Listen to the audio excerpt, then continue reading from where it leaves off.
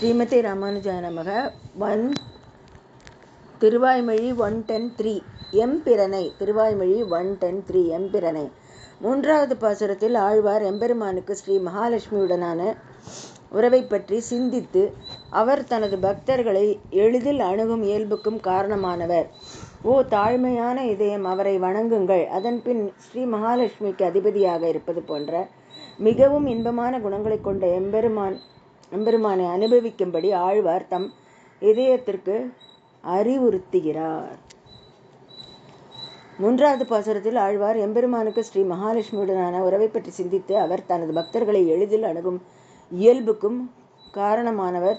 ஓ தாழ்மையான இதயம், அவரை வணங்குங்கள். அதன்பின் ஸ்ரீ மகாலட்சுமிக்கு அதிபதியாக இருப்பது போன்ற மிகவும் இன்பமான குணங்களை கொண்ட எம்பெருமானை அனுபவிக்கும்படி ஆழ்வார் தம் இதயத்திற்கு அறிவுறுத்துகிறார். நம்பிள்ளையின் அறிமுகத்தின் சிறப்பம்சங்கள். மூன்றாவது பாசுரம் ஆழ்வார் தனது இதயத்தை சொல்கிறார். அவருடைய இயல்பை நீங்கள் பார்த்திருக்கிறீர்கள். அனைவருக்கும் உதவுவதில் சமமாக உங்கள் இயல்புக்கேற்ப நடந்து கொள்ள வேண்டும், அவருக்கு அடிமையாக. நம்பிள்ளையின் அறிமுகத்தின் சிறப்பம்சங்கள். மூன்றாவது பாசுரம் ஆழ்வார் தனது இதயத்தை சொல்கிறார். அவருடைய இயல்பை நீங்கள் பார்த்திருக்கிறீர்களா? அனைவருக்கும் உதவுவதில் சமமாக இருக்கும் உங்கள் இயல்புக்கு ஏற்ப நடந்து கொள்ள வேண்டும், அவருக்கு அடிமையாக. பாசுரம். எம்பிரானை எந்தை தந்தை தந்தைக்கும் தம்பிரானை தன் தாமரை கண்ணனை கொம்பு அரவு நுண் நேரிடை மார்பனை எம்பிரானை தொழாய் மட நெஞ்சமே. எம்பிரானை எந்தை தந்தை தந்தைக்கும் தம்பிரான் தன் தாமரை கண்ணனை கொம்பு அரவு நுண் நேரிடை மார்பனை எம்பிரானை தொழாய் மட நெஞ்சமே. எளிய மொழிபெயர்ப்பு.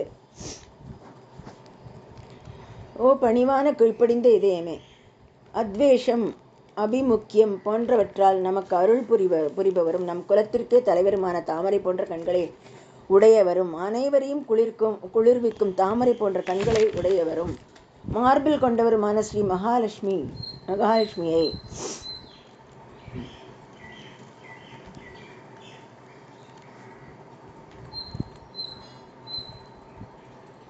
நோக்கி எம்பெருமானை வணங்க முயற்சிக்கவும். மிக மெல்லிய நேரான இடுப்பு, இது கொம்பு மற்றும் பாம்பை விட மெலிந்தது. எளிய மொழிபெயர்ப்பு.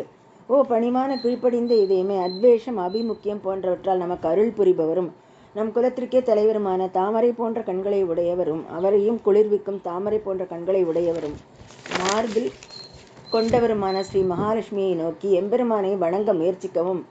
மிக மெல்லிய நேரான இடுப்பு, இது கொம்பு மற்றும் பாம்பை விட மெலிந்தது. ஸ்ரீஹ்பதித்வம், ஸ்ரீ மகாலட்சுமியின் அதிபதியாக இருப்பது. ஸ்ரீஹ்பதித்வம் இஸ் ஸ்ரீ மகாலட்சுமியின் அதிபதியாக இருப்பது. இவர் இங்கு குறிப்பிடப்பட்டுள்ள அவருடைய அனைத்து மங்கள குணங்களுக்கும் காரணம். அவருடைய அனைத்து மங்கள குணங்களுக்கும் காரணம். அரவு விரிவாக்கப்பட்ட வடிவத்தில். அரவு மீன்ஸ் விரிவாக்கப்பட்ட வடிவத்தில். அரவு என்றால் குறைத்தல் என்றும் பொருள்படும். அரவு என்றால் குறைத்தல் என்றும் பொருள்படும். அதாவது கொம்பு மிகவும் மெல்லியதாக குறைந்தாலும் ஒப்பிடுகையில் அவளது இடுப்பு மெல்லியதாகவே இருக்கும். ஸ்ரீஹ்பதித்வம் மீன்ஸ் ஸ்ரீ மகாலட்சுமியின் அதிபதியாக இருப்பது. இங்கு குறிப்பிடப்பட்டுள்ள அவருடைய அனைத்து மங்கள குணங்களுக்கும் காரணம் அரவு விரிவாக்கப்பட்ட வடிவத்தில். அரவு என்றால் குறைத்தல் என்றும் பொருள்படும். அதாவது கொம்பு மிகவும் மெல்லியதாக குறைந்தாலும் ஒப்பிடுகையில் அவளது இடுப்பு மெல்லியதாகவே இருக்கும். நப்பிள்ளையின் வியாக்கியானத்தின் சிறப்பம்சங்கள். எம்பிரனை முந்தைய பாசுரத்தில் சிறப்பித்து கூறப்பட்ட எம்பெருமானின்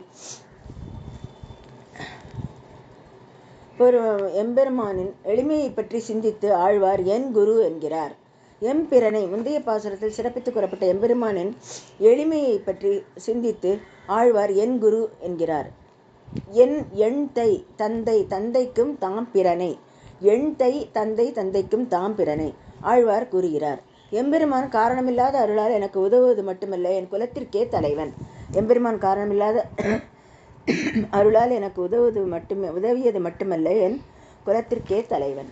ஆழ்வாரின் துதிகளை கேட்ட எம்பெருமானார் பிரயாசமான அந்தரப்பறையும் மீன்ஸ் அல்லாஹுவின் நோக்கங்கள் விரும்புபவர்.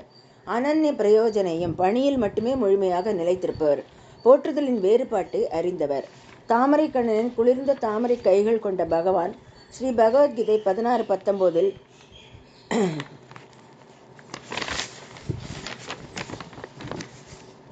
தானாவகம் விஷாதாக கிருர் சம்சாரேஷு நர்ஹேஷு நர்ஹேஷு நர்ஹம் அஹம்சு நரர் என்று ஸ்ரீ பகவத்கீதா 16:19 எம்பெருமான் கூறிய போது எம்பெருமான் ஏன் அவரை ஆசிர்வதிக்கிறார், எம்பெருமானுக்கு சாதகமாக எதையும் செய்யவில்லை என்று அவர் கருதுவதால் என்று ஆழ்வார் ஆச்சரியப்பட்டார்.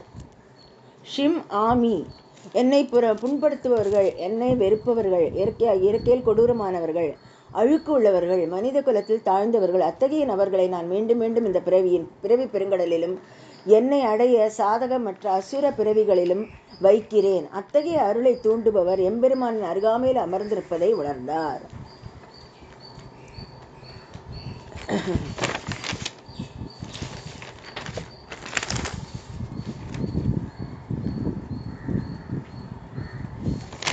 ஐயோ,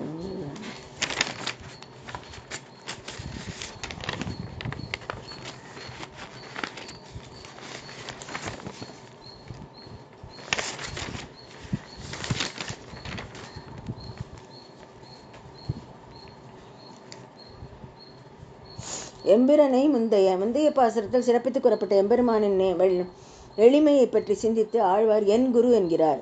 என் தந்தைக்கும் தாம் பிறனை ஆழ்வார் கூறுகிறார். எம்பெருமான் காரணமில்லாத அருளால் எனக்கு உதவியது மட்டுமல்ல, என் குலத்திற்கே தலைவன். ஆழ்வாரின் துதிகளை கேட்ட எம்பெருமானார் பிரயாசமான அந்தரபறையும் மீன்ஸ் அல்லாஹ்வின் நோக்கங்கள் விரும்புபவர். அனன்ய பிரயோஜனையும் பணியில் மட்டுமே முழுமையாக நிலைத்திருப்பவர். போற்றுதலின் வேறுபாட்டை அறிந்தவர். தாமரை கண்ணனை குளிர்ந்து தாமரை கைகள் கொண்ட பகவான் ஸ்ரீ பகவத்கீதை 16:19 தானாவகம்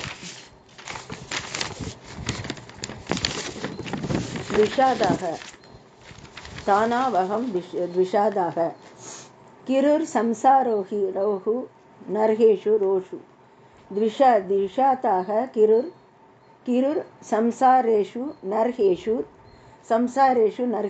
நர்ஹேஷு நர்ஹம் அஹம்சு நரர் என்று ஸ்ரீ பகவத்கீதா 16:19 எம்பெருமானை கூறிய போது எம்பெருமான் ஏன் அவரை ஆசீர்வதிக்கிறார், எம்பெருமானுக்கு சாதகமாக எதையும் செய்யவில்லை என்று கருதுவதால் என்று ஆழ்வார் ஆச்சரியப்பட்டார். ஷிப் ஆமி, என்னை புண்படுத்துபவர்கள், என்னை வெறுப்பவர்கள், இயற்கையில் கொடூரமானவர்கள், அழுக்கு உள்ளவர்கள், மனித குலத்தில் தாழ்ந்தவர்கள், அத்தகைய நபர்களை நான் மீண்டும் மீண்டும் இந்த பிறவி பெருங்கடலிலும் என்னை அடைய சாதகமற்ற அசுர பிறவிகளிலும் வைக்கிறேன். அத்தகைய அருளை தூண்டுபவர் எம்பெருமானின் அருகாமையில் அமர்ந்திருப்பதை உணர்ந்தார். கொம்பர் அவு நுண்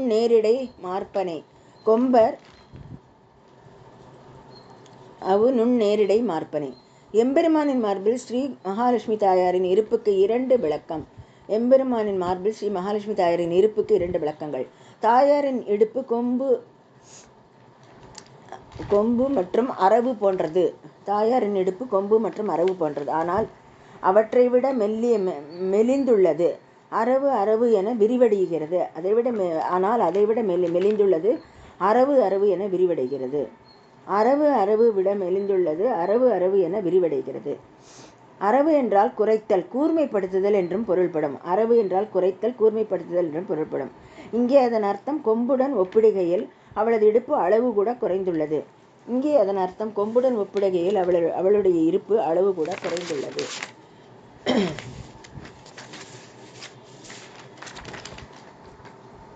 எம்பிரனை, பெருமாளுக்கும் தாயாருக்கும் உள்ள ஒற்றுமையை போற்றுவதற்காக ஆழ்வார் எம்பிரனை என்று ஒருமுறை கூறினார். பெருமாளுக்கும் தாயாருக்கும் உள்ள ஒற்றுமையை போற்றுவதற்கு ஆழ்வார் எம்பிரனை என்று ஒருமுறை கூறினார். தோழாய் வணங்கத்தக்க பொருள் ஒரு தெய்வீக ஜோடி. எனவே நீங்கள் விளங்குங்கள். தோழாய் வணங்கத்தக்க பொருள் ஒரு தெய்வீக ஜோடி, எனவே நீங்கள் வணங்குங்கள். மட நெஞ்சம் தொழு எழு வழிபாடு மற்றும் எழு மடநெஞ்சம் மீன்ஸ் தொழுது எழு வழிபாடு மற்றும் எழு. அறிவுறுத்தலை பெற என் இதயம் மிகவும் கீழ்ப்படிதல் தகுதி கொண்டது. அறிவுறுத்தலை பெற என் இதயம் மிகவும் கீழ்ப்படிதல் தகுதி கொண்டது. எம்பெருமான் திருவடிகளே சரணம். தேங்க்யூ.